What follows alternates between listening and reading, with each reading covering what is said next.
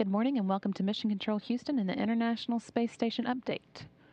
On board the International Space Station, the Expedition 30 crew has been awake since midnight Central Time, and they are now more than halfway through their day and coming to the end of a typically busy week on board the space station. Over the past week, we've seen the crew work on a number of different scientific experiments.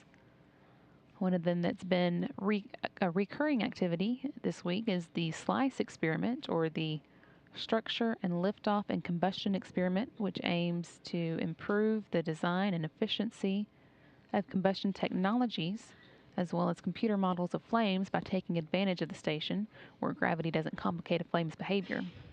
This video was recorded on Monday of flight engineer Don Pettit working on that activity.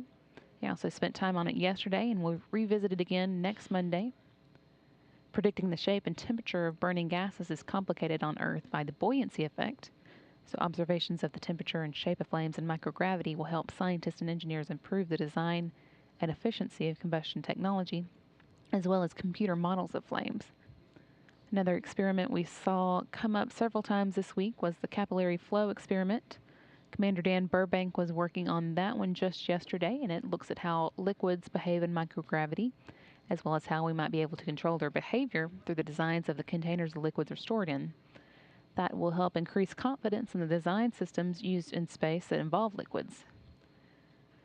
And the BCAT-6 experiment was another popular experiment this week. Pettit performed some work with it. Its name stands for the Binary Colloidal Alloy Test. Over the course of the experiment, scientists on the ground study how liquids and gases that the astronauts have mixed up for them separate and form structures in microgravity over time. For the past several days, Pettit has been working to perform checkouts on a combustion chamber inside the Kibo laboratory. He checked out the LAN and USB cables for that facility, as well as the power source and its video capability. He actually wrapped up those checkouts yesterday, and today Pettit was scheduled to restow the facility back inside the racks of the Kibo laboratory. You can see the hole that it goes in there, and it's going to be ready to go now when needed.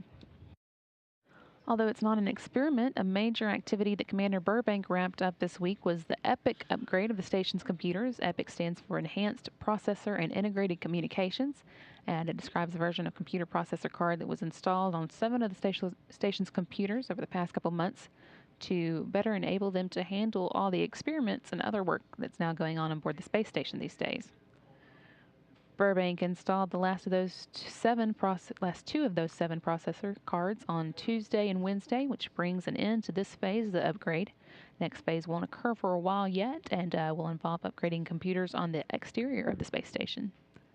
Also, the station is flying a little higher now than it was last week. On Wednesday morning, the Zvezda service module's engines were fired for 1 minute and 16 seconds, raising the station to a 254 by 232 mile orbit, and putting it in place for an upcoming string of dockings and undockings that's going to take place over the next several months.